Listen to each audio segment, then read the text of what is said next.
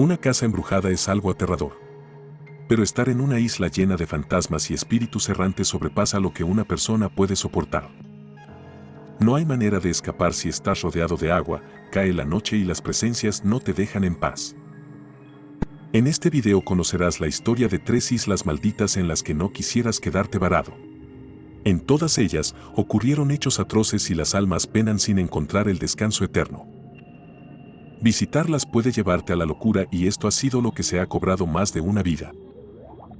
Prepárate para temblar conociendo las historias que aterrorizan a Italia, México y Estados Unidos. La última te sorprenderá por lo macabra y reciente de su historia. Suscríbete, dale clic a la campanita y recuerda, no vayas al ático, esconde misterios espeluznantes. Número 1. La primera isla embrujada es la isla de Poveglia, Italia. Se trata de uno de los 166 islotes que se encuentran en la laguna de Venecia y se ha ganado el nombre de la Isla de los Muertos o la Isla de los Fantasmas. De unos 70.000 metros cuadrados y con pocas construcciones que se conservan en pie, la isla de Poveglia hoy está cerrada y su acceso prohibido por los terribles hechos que sucedieron allí. Su historia se remonta al año 1347, cuando se inicia la peste negra. En el siglo XIV, la peste bubónica, que se cobró las vidas de 1/3 de la población mundial, también llegó a Italia. Venecia fue considerada un punto clave de contagio por formar parte de las rutas comerciales. Entonces, para evitar que la peste siguiera propagándose por Europa, todo aquel con signos de la enfermedad era enviado a la isla. Se estima que se quemaron allí 160.000 víctimas de la peste, sin mencionar el sufrimiento de todos los que pasaron por este islote.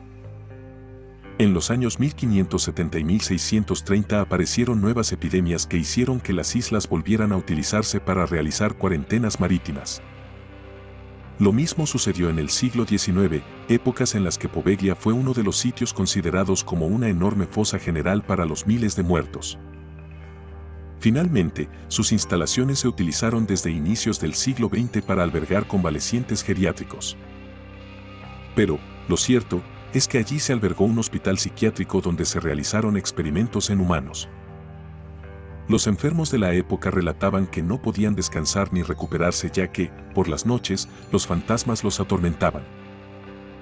Podría pensarse que esto se debía a las enfermedades que los aquejaban. Sin embargo, una de las historias más destacables del lugar es la de un médico que se quitó la vida saltando del campanario de la iglesia de la isla. ¿Los motivos? El acoso constante de entidades a toda hora. Según una enfermera que fue testigo, la caída no lo mató, sino que mientras el médico se retorcía de dolor, una niebla salió del suelo y lo estranguló hasta que perdió la vida.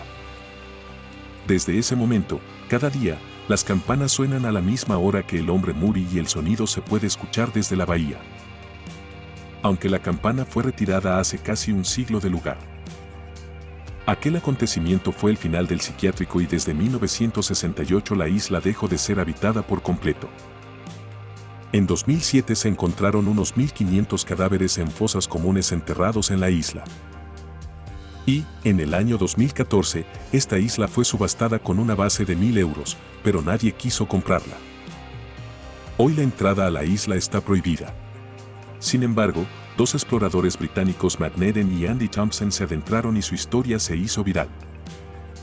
En sus declaraciones a la prensa, Nadine comentó que cuando estás allí te haces una idea de los horrores que sucedieron, ya que todo luce como si lo acabaran de dejar así. Una experiencia de lo más macabra que, sin duda, recordará para siempre.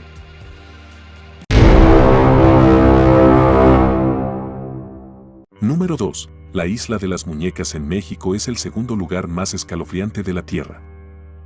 Tanto, que los lugareños la conocen como la Isla de las Muñecas Encantadas o de las Muñecas Malditas.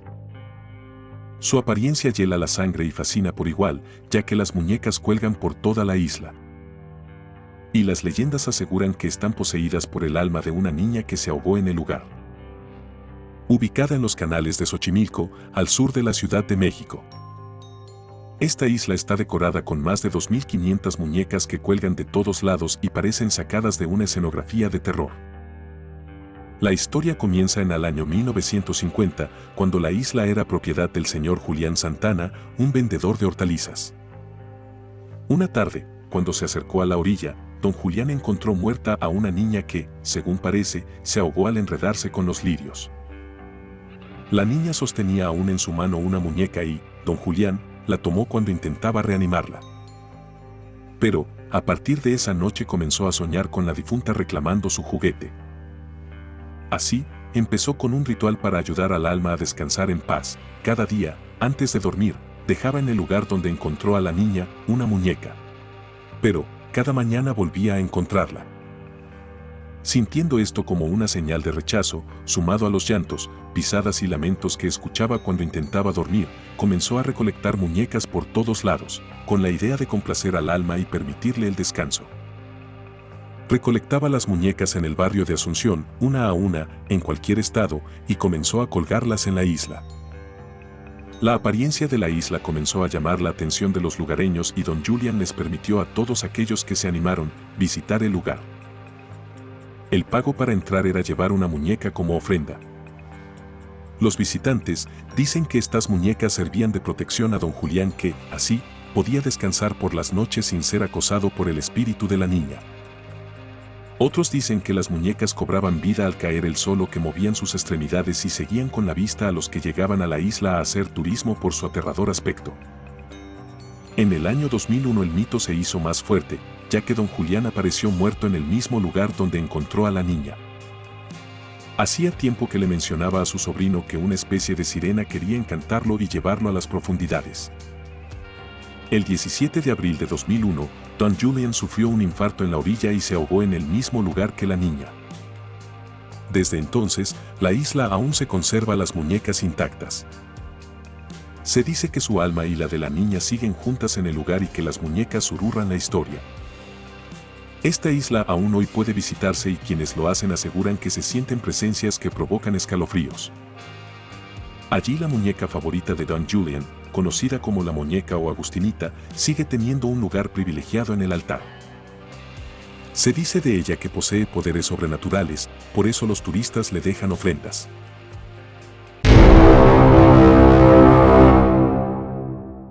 Número 3. La isla de Hart en Estados Unidos es la tercera isla de la lista. Esta isla encierra una historia más reciente relacionada con la pandemia del COVID-19 en el año 2021.